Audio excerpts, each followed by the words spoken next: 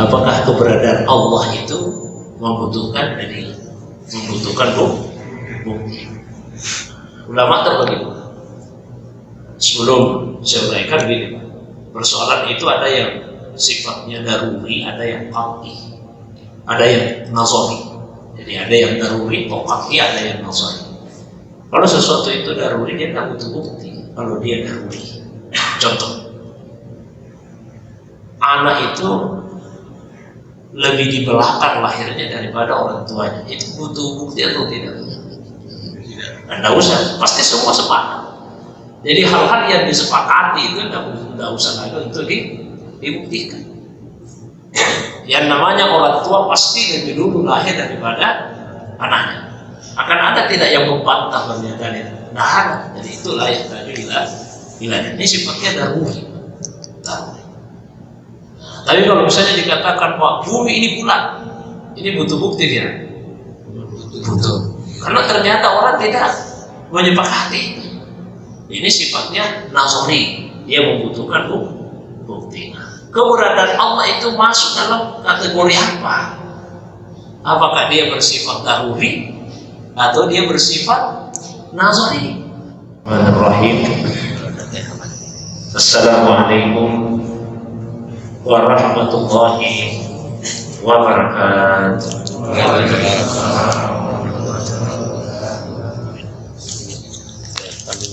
Alhamdulillahilladzi anzala sakinata fi qulubil mu'minin wassalatu wassalamu ala sayyidil awwalin wal akhirin sayyidina wa habibina wa syafi'ina wa maulana Muhammadin wa ala alihi wa ashabihi wa man tabi'an nur alladzi unsila ma'ahu ila yaumiddin. Amma ba'd. Bapak Ibu jamaah subuh yang semoga dirahmati, dimuliakan oleh Allah Subhanahu wa taala. Alhamdulillah, subuh ini kembali kita dihadirkan, dipertemukan oleh Allah Subhanahu wa taala dalam majelis yang semoga dimuliakan ini untuk sama-sama menambah pengetahuan agama kita, terutama secara khusus berkaitan dengan hadis Nabi Sallallahu Alaihi Wasallam yang terdapat di dalam kitab Ar-Risalah Al-Qushairiyah, sebuah kitab yang sesungguhnya bukan merupakan kitab hadis secara spesifik, tapi kitab dalam ilmu tasawuf yang ditulis oleh Imam Al-Qushairi. Hanya saja hampir semua pembahasan di dalam kitab ini diawali dengan ayat Al-Quran dan hadis Nabi Sallallahu Alaihi Wasallam. Nah, insya Allah pembahasan kita pada subuh ini sebagai lanjutan dari kajian yang sebelumnya, yaitu mengenai asyukur atau bersyukur. Pembahasan tentang syukur diawali dengan penggalan firman Allah Subhanahu wa taala yang terdapat di dalam Al-Quran surah Ibrahim ayat yang ke-7. Allah Subhanahu wa taala berfirman, qala Allahu azza wa jalla la in syakartum la azidannakum. Jika kalian benar-benar bersyukur, maka saya pasti akan menambahkan kepada kalian. Tentu yang dimaksud di sini menambahkan kepada kalian, yaitu menambahkan nikmat. Jadi di dalam ayat ini Allah Subhanahu wa taala menjanjikan bahwa jika ada hambanya yang benar-benar bersyukur, karena menggunakan harfu ta'kid, huruf penguat, yaitu huruf lam, la in syakartum, jika kalian benar-benar bersyukur, Allah menjanjikan saya pasti benar-benar akan menambahkan kepada kalian. Jadi Allah menguatkan janjinya bahkan dengan menggunakan dua huruf penguat, huruf lam, la azim, dan huruf nun, ya, nun taukid, la azidanna. Karena itu saya terjemahkan tadi, saya pasti benar-benar akan menambahkan kepada kalian. Kemudian setelah itu dilanjutkan dengan hadis Nabi Shallallahu Alaihi Wasallam yang sanadnya sampai kepada Atha. Semoga Allah merahmatinya. An Atha'in qala, dari Atha beliau bercerita, dakhaltu ala Aisyah radhiyallahu anha ma'a Ubayd bin Umayyah. Saya pernah menemui Aisyah, semoga Allah meridainya, bersama dengan Ubayd bin Umayyah. Faqultu, lalu kemudian saya meminta kepada beliau, akhbirina bi'ajabi ma ra'aiti min Rasulillah sallallahu alaihi wasallam.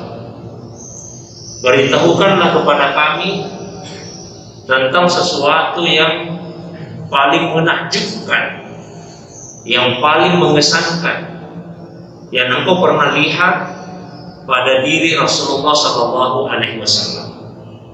Fabaqat, lalu Aisyah kemudian meneteskan air mata. Kisah ini terjadi setelah wafatnya Rasulullah sallallahu alaihi wasallam. Nabi sudah wafat, kemudian Atha, seorang tabi'in, generasi sesudah sahabat ini menemui Aisyah radhiyallahu anha, istri Nabi sallallahu alaihi wasallam.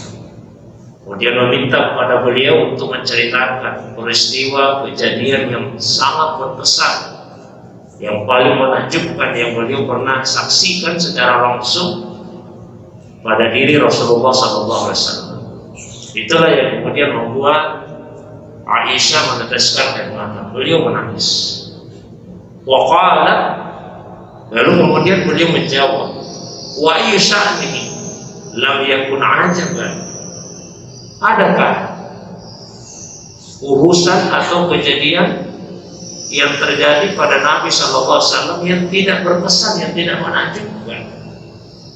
Jadi maksud Aisyah, ya semua peristiwa yang terjadi pada Nabi itu berkesan semua, menakjubkan semua, mempesona semua. Namun apabila saya diminta untuk menceritakan satu peristiwa, maka saya akan menceritakan salah satunya. Aisyah kemudian menceritakan satu kejadian yang beliau pernah lihat pada diri Nabi sallallahu alaihi wasallam. Kata Aisyah, innahu atani fi lailatin fadakhala ma'i fi firashi aw qalat fi lihafi hatta massa jildi jildah. Sesungguhnya Nabi sallallahu alaihi wasallam pernah mendatangi saya pada suatu malam. Lalu kemudian beliau masuk menemui saya.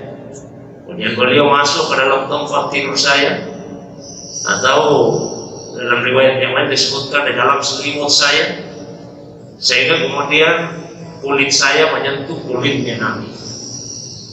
Summa qala, setelah itu kemudian Nabi berkata, ya binta Abi Bakar, zarini ata'abbadu li Rabbi. Wahai putri Abu Bakar, izinkan saya, biarkan saya malam ini untuk beribadah kepada Tuhan. Jadi Nabi minta izin kepada Aisyah untuk malam itu tidak menemani Aisyah untuk tidur. Nabi minta izin untuk bangun beribadah kepada Allah SWT, melaksanakan sholat. Qala, maka Aisyah kemudian menjawab, inni uhibbu qurba. Sesungguhnya saya senang sekali berada di dekatmu. Di riwayat yang lain disebut, tapi saya lebih senang melihat engkau beribadah kepada Tuhan. Meskipun saya menyukai jika engkau berada di dekat saya, tapi saya lebih senang apabila melihatmu beribadah kepada Allah Subhanahu wa taala. Fa'adhintu lahu, maka kemudian saya mengizinkan Rasulullah sallallahu alaihi wasallam. Faqama ila qirbatin min ma' wa tawadda'a wa aksara sabbal ma'. Lalu kemudian Rasulullah Sallallahu Alaihi Wasallam berdiri. Kemudian beliau mendatangi tempat penampungan air. Lalu kemudian beliau berwudu dan beliau memperbanyak untuk mengambil air. Summa qama yusalli fabaka hatta salat dumu'ahu ala sadri. Setelah itu beliau berdiri melaksanakan salat, dan beliau melaksanakan salat itu sambil menangis, meneteskan air mata. Sampai kemudian air mata Nabi SAW membasahi bukan saja pipinya, bukan saja wajahnya, tapi juga membasahi sampai ke dadanya. Jadi luar biasa tangisan Nabi SAW. Karena itu menangis di dalam salat itu hukumnya mubah, hukumnya boleh menangis di dalam salat. Summa rafa'a faqafa. Setelah itu beliau ruku, dan di dalam ruku beliau tetap menangis. Summa sajada fabaka. Kemudian beliau sujud, dan di dalam sujud pun beliau tetap menangis. Summa rafa'a ra'sa fabaka. Kemudian beliau mengangkat kepalanya dari sujud, dan beliau tetap menangis. Jadi di sepanjang salat itu Rasulullah Sallallahu Alaihi Wasallam selalu menangis. Falam yazal kadzalik. Nabi terus menerus seperti itu, salat sambil menangis. Hatta ja'a Bilal, sampai kemudian datanglah Bilal, fa'adzanahu bis-salat. Kemudian menyampaikan kepada Nabi Sallallahu Alaihi Wasallam izin untuk salat hendak dilaksanakan, dikerjakan. Hampir masuk waktu subuh. Nabi salat dari malam itu sampai menjelang subuh. Fakultu, maka melihat hal tersebut, saya lalu bertanya kepada Nabi Sallallahu Alaihi Wasallam, ya Rasulullah, ya Rasulullah, ma yukika, wahai utusan Allah, apa yang membuatmu menangis? Wa qad ghafarallahu laka ma taqaddama min dzambik wa ma ta'akhkhar. Padahal Allah Subhanahu wa taala telah mengampuni dosa-dosa seandainya itu ada. Seandainya dosa yang terdahulu dan dosa yang akan datang. Jadi itu aku menangis ya Rasulullah. Faqala, maka Nabi kemudian menjawab, afala akunu abdan syakura. Apakah saya tidak ingin menjadi seorang hamba yang pandai bersyukur? Jadi Allah SWT telah melimpahkan begitu banyak nikmat, begitu banyak karunia kepada saya, maka saya ingin mensyukuri nikmat yang Allah SWT karuniakan tersebut. Karena itu saya salat seperti ini.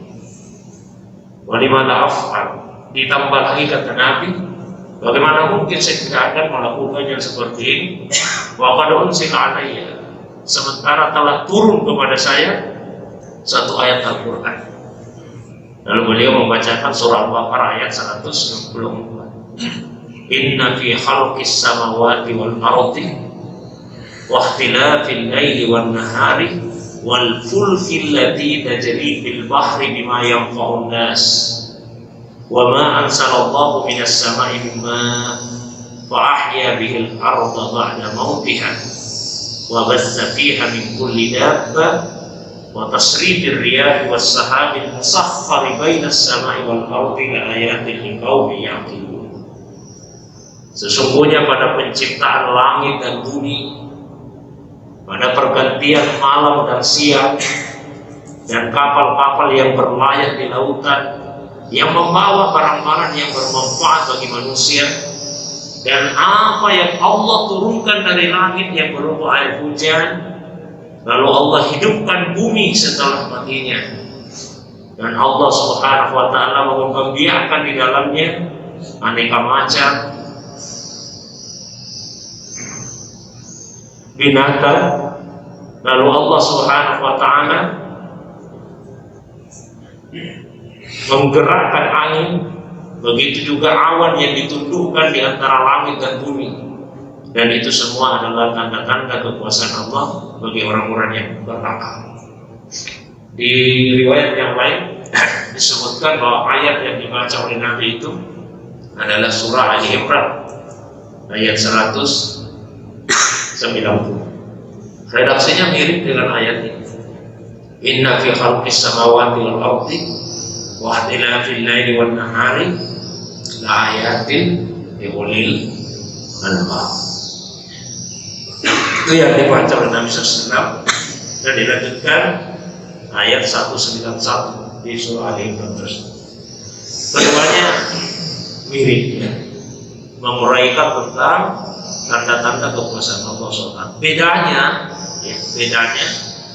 kalau di surah Al-Baqarah ayat 164 ini yang diuraikan itu jauh lebih banyak ayat-ayat kekuasaan Allah SWT. Satu, penciptaan langit; yang kedua, penciptaan bumi; yang ketiga, pergantian malam dan siang; yang keempat, kapal yang berlayar; yang kelima, turunnya air hujan; yang keenam, bumi yang dihidupkan setelah mati; yang ketujuh, hewan yang dikembangbiakan; yang kedelapan, angin yang digerakkan; yang kesembilan, awan yang ditundukkan. Itu 9.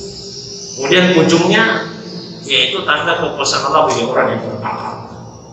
Nah, sementara di Ali Imran ayat 190 tanda-tanda kekuasaan Allah yang disebutkan hanya 3 saja, dan ujungnya di ulil albab. Ulil albab biasa juga diterjemahkan dengan orang yang berakal, tapi pasti beda. Albab itu dari kata lubun. Lubun artinya intisari. Jadi ulil albab adalah orang yang mempunyai intisar atau kedalaman akal pikiran. Sehingga ada ulama kita yang menjelaskan bahwa semakin mendalam pemikiran seseorang, maka semakin dia tidak membutuhkan banyaknya uraian tentang tanda-tanda kekuasaan Allah. Saya kasih cerita seperti itu. Suatu ketika Imam Fakhrul Razi berjalan berkeliling kota yang diiringi oleh murid-muridnya yang sangat banyak. Dan di sepanjang jalan tersebut ada muridnya yang meminta agar orang-orang itu pindah, karena ini ulama besar mulia. Itu pindah-pindah dulu, ini ada ulama besar mulia. Sampai di salah satu sudut jalan ada seorang nenek perempuan tua yang tidak mau pindah. Malah ia kemudian bertanya, siapa yang mau lewat itu? Kenapa kita semua disuruh menyingkir, disuruh pindah? Maka kata murid Imam Fakhrul Razi, itu ulama besar yang mau lewat, Imam Fakhrul Razi. Kata si nenek, siapa itu Imam Fakhrul Razi? Apa kehebatannya, apa kelebihannya? Kata muridnya, dia punya 1000 dalil. Dia punya 1000 dalil tentang keberadaan Allah. Itu hebatnya Imam Fakhrul Razi. Kata nenek itu, kalau begitu dia tidak hebat. Kata si nenek, dia tidak hebat. Kaget ini murid disampaikan daripada gurunya Imam Fakhrul Razi. Imam Fakhrul Razi kemudian menemui nenek itu. Lalu dia bertanya, kenapa nenek mengatakan bahwa saya tidak hebat, meskipun saya mempunyai 1000 dalil tentang keberadaan Allah SWT? Kata si nenek, seandainya engkau tidak mempunyai 1000 keraguan tentang Allah, maka kamu tidak akan butuh 1000 dalil tentang Allah. Karena dalil itu dibutuhkan oleh orang yang ragu. Saya, kata si nenek, tidak butuh dalil apapun tentang keberadaan Allah, karena saya yakin sepenuhnya tentang Allah Subhanahu wa Ta'ala. Allah Rasul berdoa, Allahumma imanan imanan aja. Si Allah karuniakanlah saya iman seperti iman yang telah Kau karuniakan kepada nenek ini dan orang-orang yang seperti dengannya. Itulah sebabnya Pak, ulul albab itu tanda-tanda kekuasaan disebut sedikit saja. Beda di Al-Baqarah 160 banyak yang diuraikan. Karena yang dibicarakan di sini adalah manusia yang berakal secara umum, bukan yang mempunyai kedalaman akal pikiran. Jadi kalau ulul albab yaitu manusia yang mempunyai kedalaman akal pikiran. Jadi kita ingin bahas tentang syukurnya. Wasyukru yang kasih ila syukrin bil lisan wa huwa i'tirafu bin ni'mah bi na'til istiqamah wa syukru bil badan wa huwa ittisafun bil infaq wal hikmah wa syukrun bil qalbi wa huwa ittiqaf ala bisan syuhudi bi idamati hifdzil hurmah. Syukur itu terbagi. Ada syukur dengan lisan, syukur dengan ucapan. Ada syukur dengan badan, syukur dengan anggota tubuh, dan ada syukur dengan qalb, syukur dengan hati. Saya uraikan seperti ini meskipun agak terbalik ini urutannya. Jadi syukur itu ada tahapan-tahapannya. Syukur dengan hati, kemudian syukur dengan lisan kita, dan syukur dengan anggota tubuh. Syukur dengan hati itu adalah mengakui di dalam hati bahwa semua nikmat itu datangnya hanya dari Allah saja. Itu kita syukur namanya. Jangan menyandarkan perolehan nikmat kepada usaha diri sendiri atau kepada orang lain. Tapi sandarkanlah perolehan nikmat itu kepada Allah SWT. Kalau misalnya ada yang punya harta, ada yang punya materi, jangan kita merasa harta itu kita peroleh karena usaha dan kerja keras kita. Mungkin ada yang usahanya, yang kerjanya lebih keras dari yang kita lakukan, tapi belum tentu hartanya lebih banyak. Sehingga harta itu sebetulnya adalah karunia dari Allah SWT. Itu mesti ada iktiraf dalam hati kita. Kalau ada yang punya kekuasaan, jabatan yang tinggi, jangan kita menyangka bahwa itu kita peroleh karena usaha kita. Itu karunia Allah SWT. Kalau kita punya ilmu, jangan merasa ilmu itu kita peroleh karena belajar kita.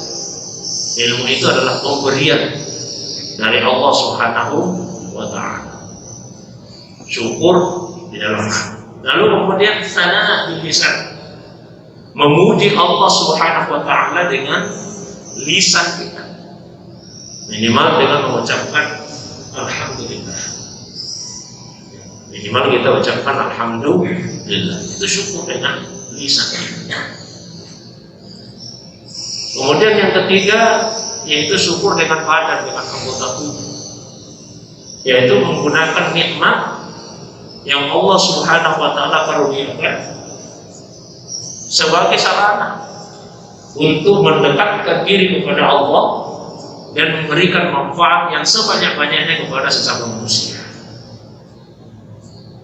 Dan itu puncak kesyukuran kita terhadap nikmat itu.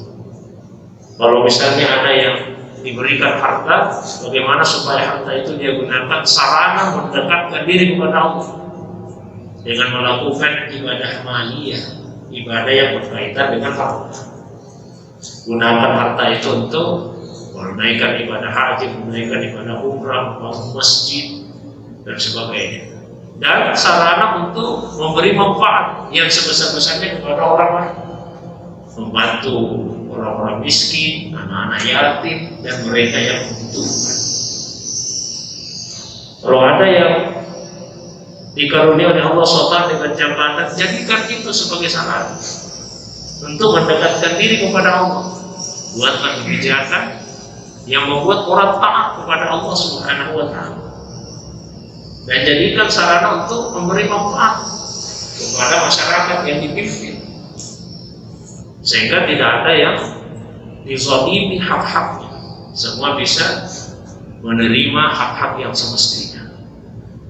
Kalau kita dikaruniai ilmu oleh Allah, jadikan ilmu itu sarana untuk membuat kita dekat dengan Allah dan memberi manfaat kepada sesama dengan mengajarkan ilmu itu kepada orang. Itu puncak dari kesyukuran kita. Syukur ini mudah untuk diucapkan, tapi dalam prakteknya sulit dan hanya sedikit yang bisa melakukan itu. Sehingga di Al-Quran disebutkan wa qalilun min ibadiyah asy-syakur, wa qalilun min ibadiyah syakur. Hanya sedikit di antara hamba-hambaku itu yang syakur, yang benar-benar bersyukur. Hanya sedikit. Itu penegasan dari Allah sendiri dalam Al-Quran. Oleh karena itulah diajari kita beberapa cara untuk membuat mudah bersyukur.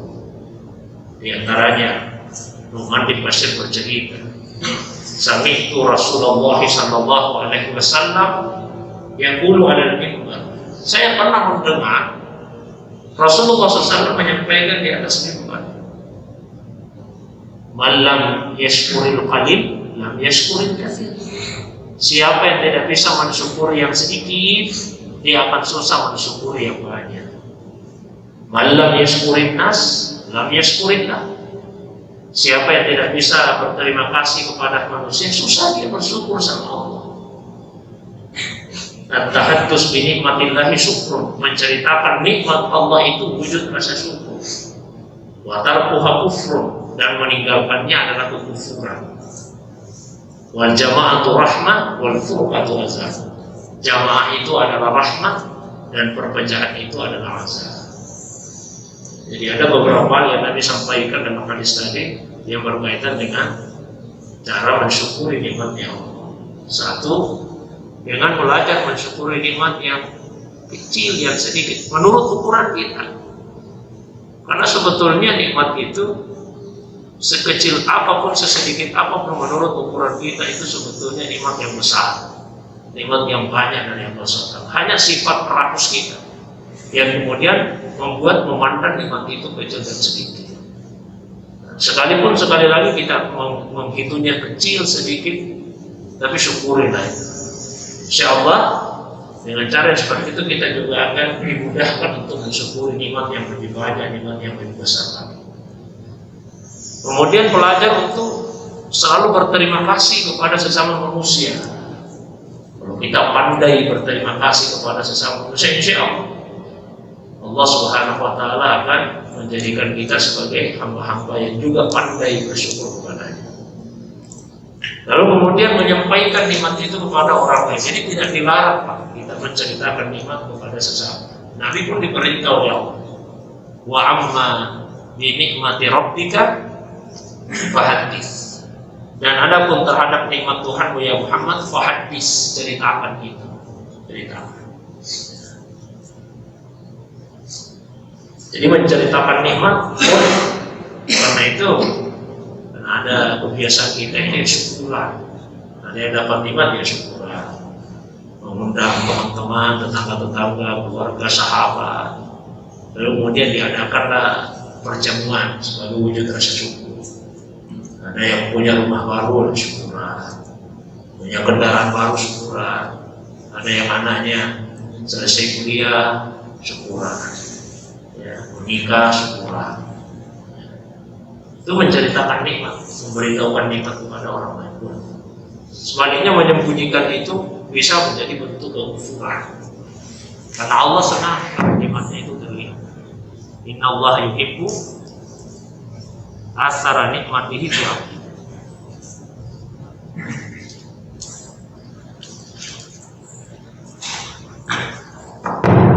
Sesungguhnya Allah menyukai bekas pemberiannya itu terlihat pada hambanya. Kira-kira analoginya seperti ini. Kalau misalnya ada seseorang pulang dari rumah, terus dia bagi-bagi songkok, bagi-bagi songkok, bagi tasbih. Terus pemberian itu tak pernah kita pakai. Songkok yang dikasih tak pernah kita pakai. Tasbih yang dikasih tak pernah kita pakai. Kira-kira bagaimana perasaannya orang yang memberi itu? Kan mungkin ada rasa kecewanya, sia-sia saya kasih songkok, nggak pernah juga dia pakai, sia-sia saya pakai tasbih, nggak pernah dia pakai. Tapi coba misalnya kalau pemberian itu selalu dipakai, tapi ya, setiap masjid itu lagi dipakai songkok yang saya kasih, tasbih itu yang dipakai, pasti dia merasa senang. Ya, alhamdulillah tidak sia-sia pemberian saya. Senang, Allah juga senang kalau pemberiannya kepada hambanya itu terlihat. Allah senang. Karena itu di dalam agama yang dilarang bukan hanya pura-pura kaya, tapi yang dilarang juga pura-pura miskin. Allah senang kalau terlihat ya, nikmat. Ada sahabat bertanya sama dia, Rasulullah, saya itu suka memakai pakaian yang bagus-bagus, pakai sepatu yang bagus, naik kuda yang bagus. Apakah itu bentuk kesombongan ya Rasulullah? Kata Nabi, tidak. Inna Allaha jamilun yuhibbul jamala. Sesungguhnya Allah itu maha indah dan Allah Subhanahu wa taala menyukai kita. Bapak Ibu jamaah suku yang dirahmati dimuliakan saudara. Kemudian yang berikutnya supaya kita mudah bersyukur, tentu selalu kita berdoa kepada Allah Subhanahu wa taala. Karena bagaimanapun juga Allah yang memasukkan perasaan syukur itu ke dalam hati kita. Kita bisa baca misalnya surah Al-Ahqaf ayat 13. Tapi ausi ini an ashkura nikmatakan allati an'amta alayya wa ala walidayya. Tuhan ausi, ilhamkanlah kepada saya sehingga saya bisa mensyukuri nikmat yang telah Kau karuniakan kepadaku dan nikmat yang telah Kau karuniakan kepada kedua orang tua. Atau doa yang diajarkan oleh Rasulullah SAW kepada sahabat Mu'az bin Jabal. Kata Nabi SAW, ya Mu'az, wallahi inni la uhibbu, wallahi inni la uhibbu. Demi Allah Mu'az, sungguh saya sangat mencintaimu. Demi Allah Mu'az, sungguh saya sangat mencintaimu. Usika ya Mu'az, karena itu saya berpesan kepada Mu'az, la tada'anna fi duburi kulli salatin taqul, jangan sekali-kali engkau tinggalkan setiap selesai salat untuk membaca Allahumma a'inni ala zikrika wa syukrika wa husni ibadati. Ya Allah, beri saya inayah, beri saya kemampuan ya Allah untuk melakukan 3 hal. 1, zikrika, untuk berzikir, mengingatmu dan menyebut namamu. Wa syukrika, dan bersyukur kepadamu. Wa husni ibadati, dan memperindah, memperbagus ibadahku kepadamu.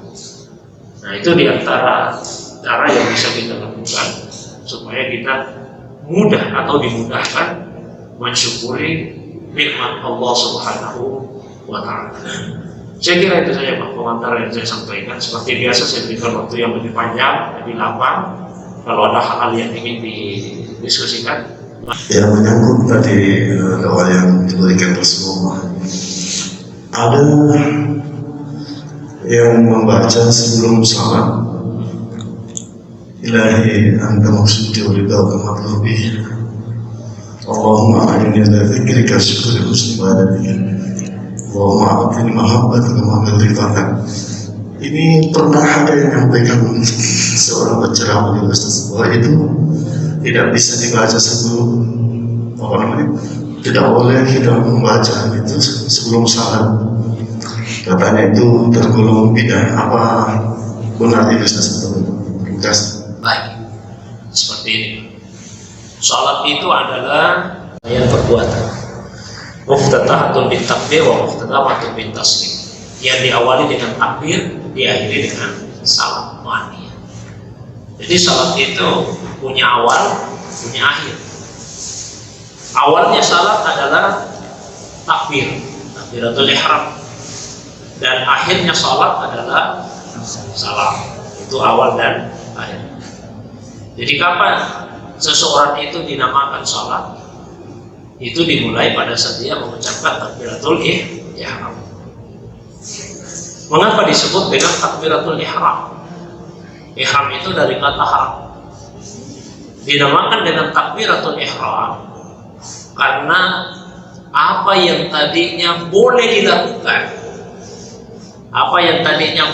dilakukan, sebelum mengucapkan takbir tadi menjadi tidak boleh lagi. Jadi sebelum kita takbiratul ihram, kalau kita cerita-cerita sama sebenarnya kan masih boleh Pak, sebelum takbiratul ihram. Begitu kita takbiratul ihram, tidak boleh lagi cerita-cerita, tidak boleh lagi cerita-cerita. Makanya disebut dengan takbiratul ihram, takbir yang membuat haram yang tadinya masih boleh untuk dilakukan. Sebelum takbiratul ihram mau minum Pak, boleh. Begitu takbiratul ihram Allahu Akbar, tidak boleh lagi minum. Berarti takbir itu mengharapkan apa yang tadinya boleh untuk dilakukan. Tadinya boleh. Jadi larangan-larangan dalam sholat itu, itu berlakunya pada saat kita sudah mengucapkan takbiratul ihram. Nah, kalau misalnya dia kata nggak boleh membaca doa tadi sebelum saya belum masuk salat, belum masuk salat. Kita boleh berdoa silakan, berdoa baca doa apa saja sebelum masuk di dalam saat kita berdoa. Meminta kepada Allah SWT agar kita dikaruniai kekhusyuan di dalam salat, boleh silakan. Nah, ada masalah.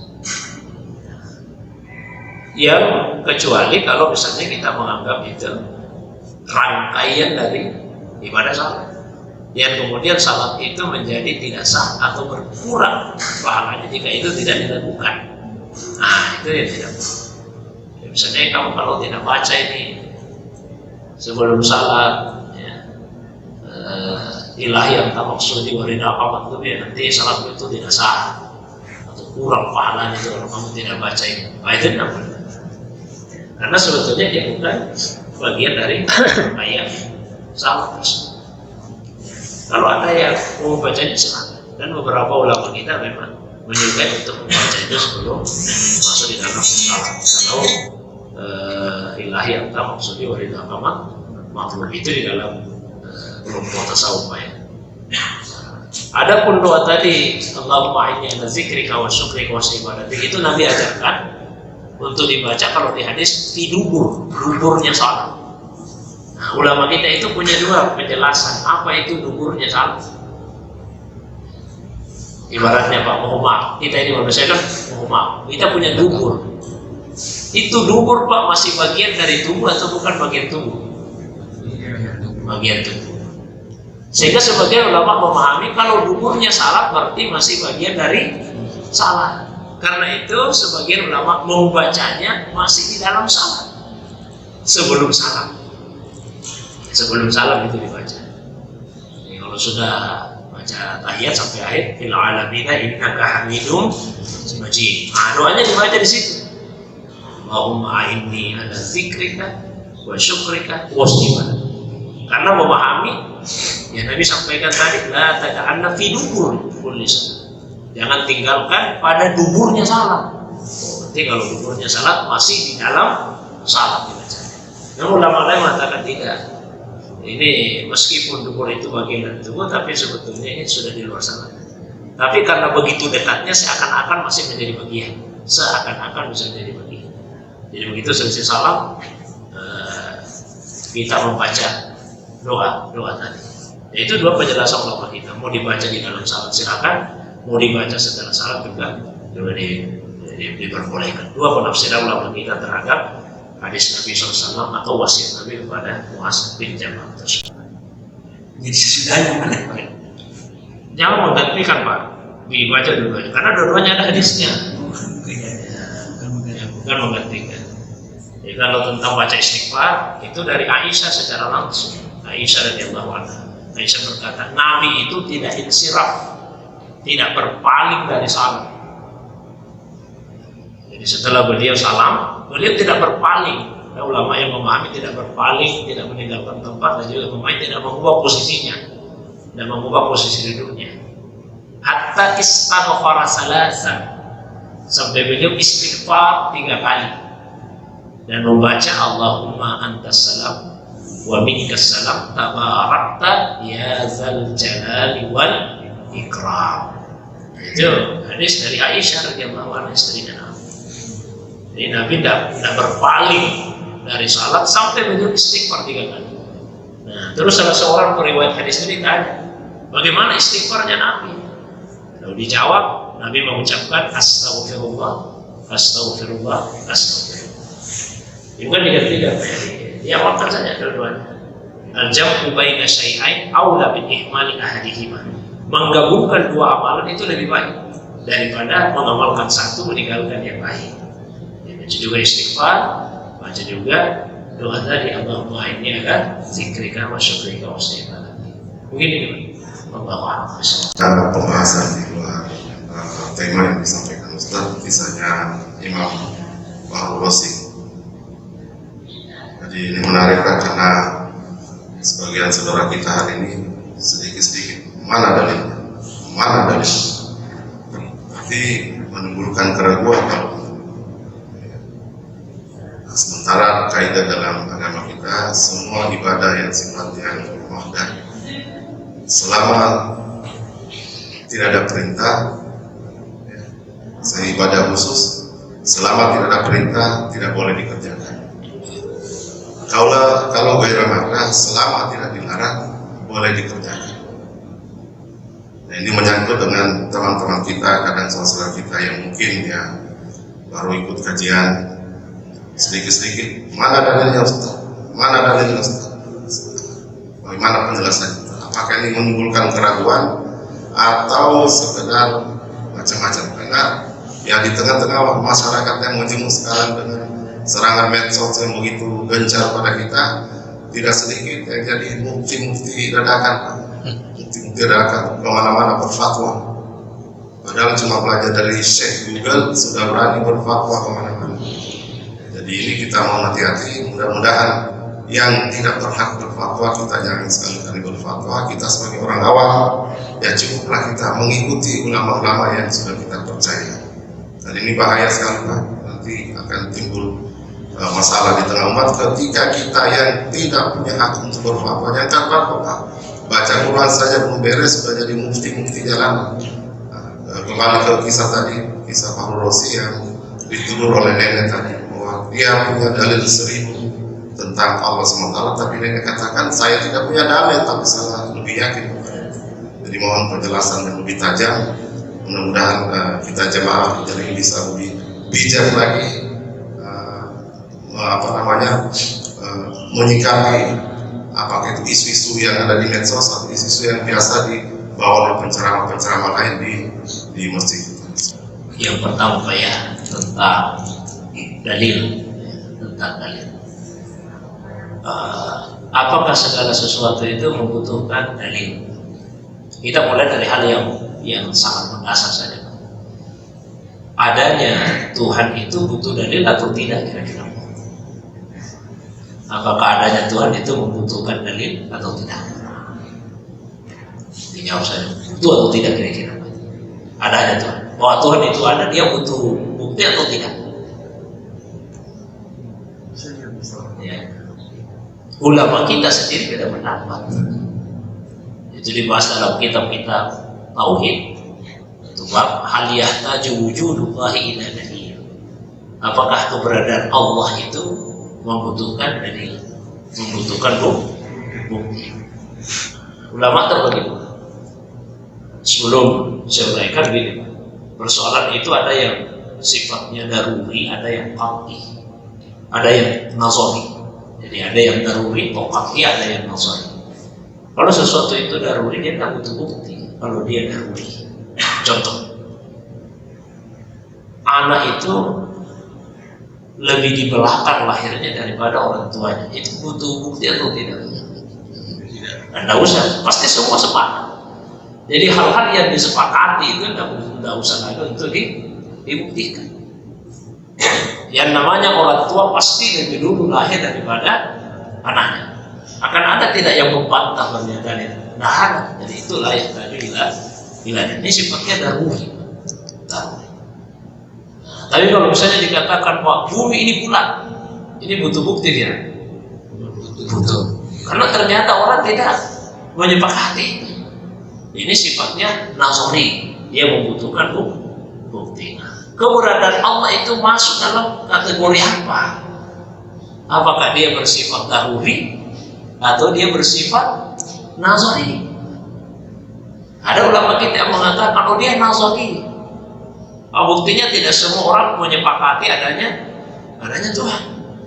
Maka diajukanlah aneka macam bukti tentang adanya Allah.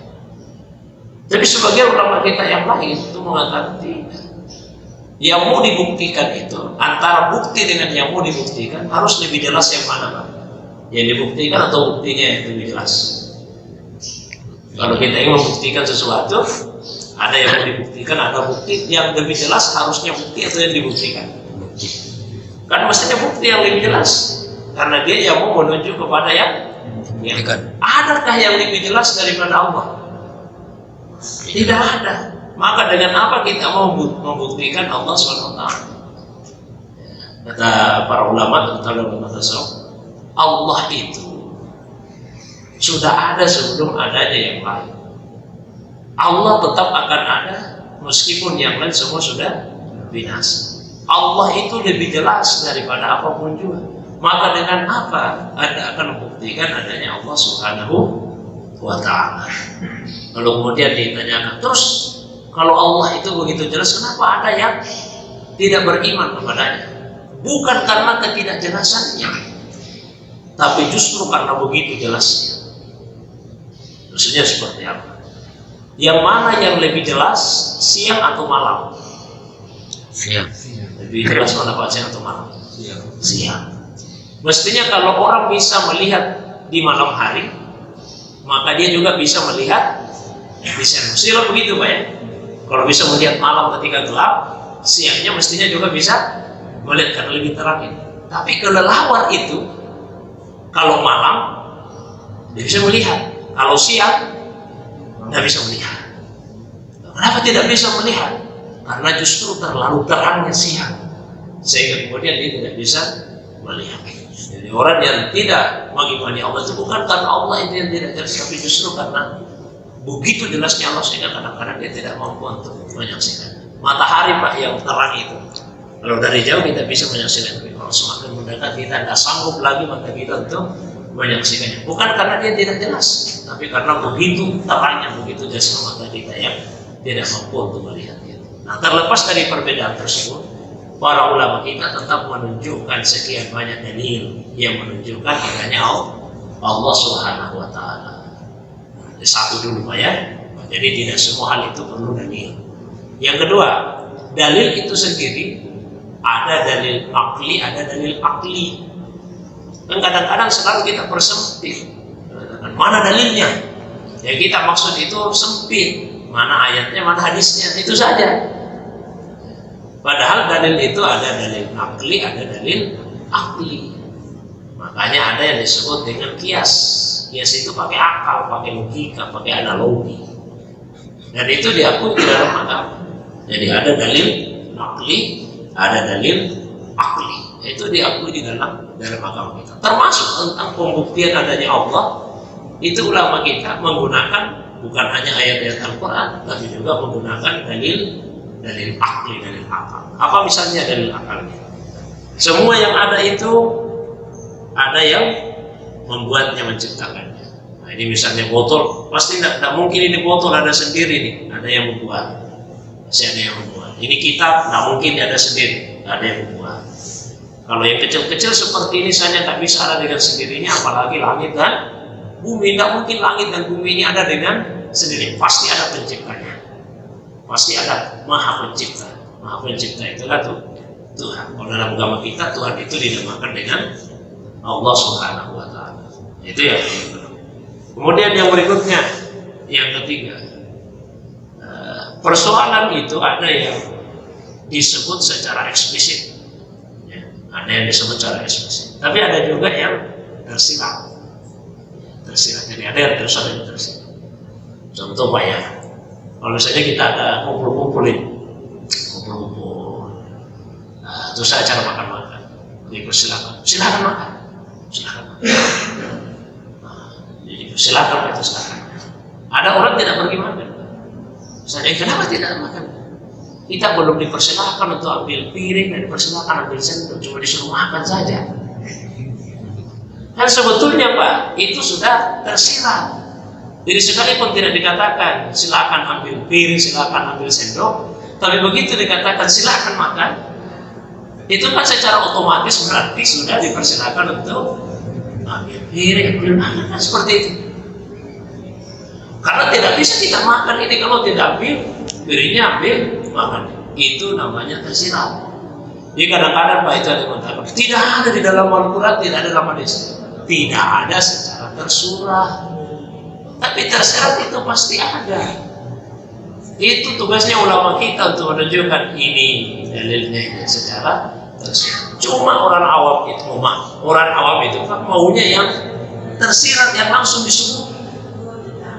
disebut, ya. Padahal dalam kehidupan sehari-hari pun tidak semua itu langsung disebut.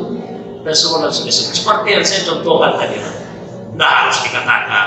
Orang yang bagus akal pikirannya, pasti dia memahami itu begitu dikatakan Bapak Ibu para hadirin dipersilakan untuk mencicipi hidangan yang tersedia. Langsung rame-rame kita ambil. Tidak pernah ada seorang pun yang mengatakan jangan dulu, karena kita belum dipersilakan untuk ambil piringnya, untuk ambil sendoknya ini.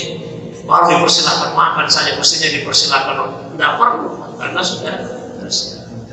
Ya, ada yang mengatakan misalnya bahwa Islam itu tidak mengatur sistem, apa tidak ada dalam Al-Quran.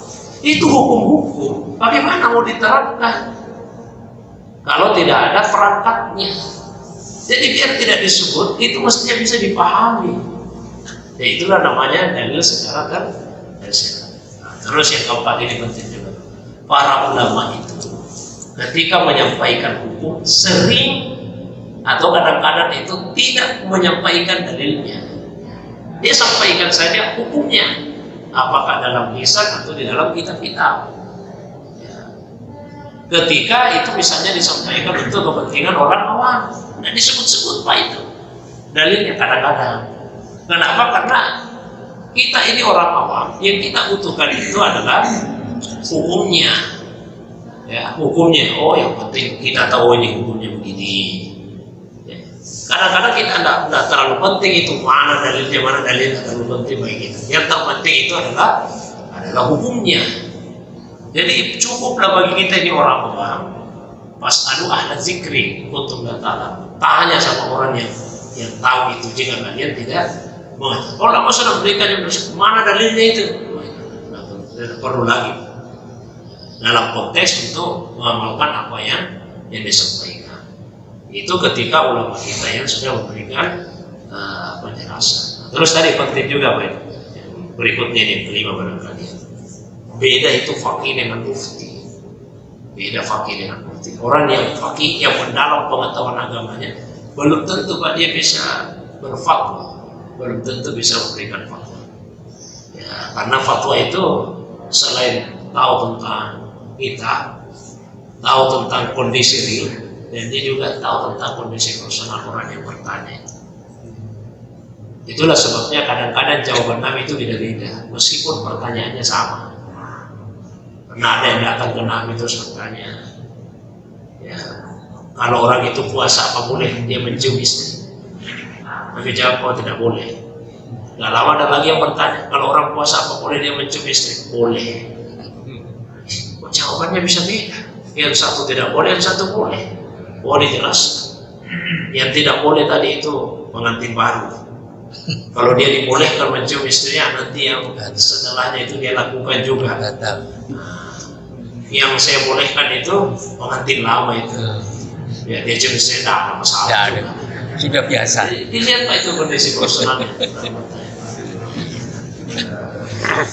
Apalagi kalau orang berfatwa hanya lihat terjemahan hadis saja. Ada seorang ulama itu menceritakan satu kisah tentang anak yang berani berfatwa.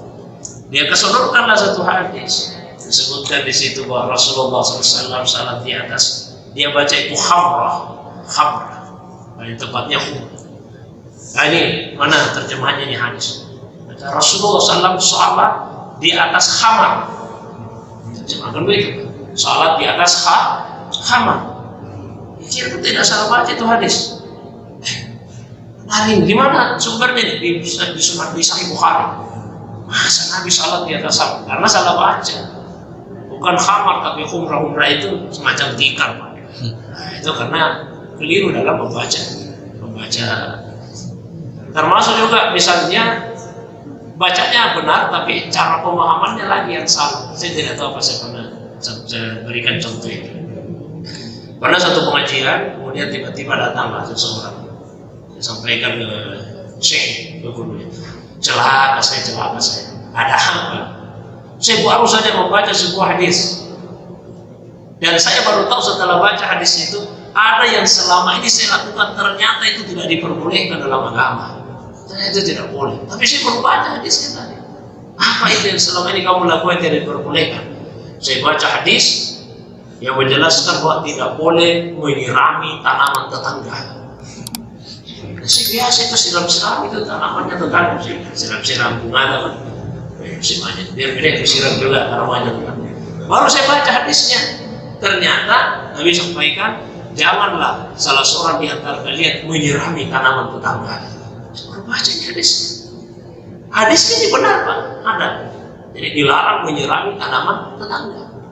Sampaikan, bagaimana ini sih? Ternyata ada hadisnya. Saya tahu. Iya betul itu ada hadisnya. Betul. Tapi pemahamanmu yang salah. Apa yang dimaksud dengan tanaman di situ? Nisa'ukum harsun lakum. Istri itu adalah ladang tanaman bagimu. Jadi dimaksud jangan menyirami tanaman tetangga. Jangan menyirami istri tetangga. Itu maksudnya.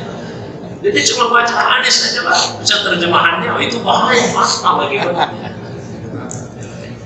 Itu tugasnya ulama Pak, itu memberikan fatwa. Mohon maaf. Ada Pak.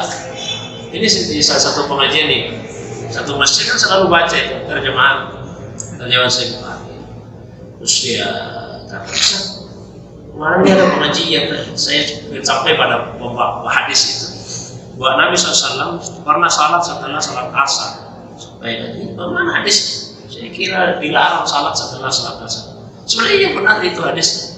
Cuma penjelasannya ya Anda tidak baca. Jadi ceritanya itu Nabi pulang dari masjid setelah salat asar terus masuk ke kamarnya Ummu Salamah. Beliau salam. Dan Ummu Salamah bertanya sama Nabi, ya Rasulullah, selama ini saya tidak pernah melihat Anda salat setelah salat asar. Salat apa ini? Nabi jelaskan tadi di masjid saya salat zuhur banyak urusan. Saya layani banyak orang sehingga tidak sempat salat sunnah ba'diyah zuhur. Saya kerjakan sekarang di qada Pak itu salatnya. Di qada.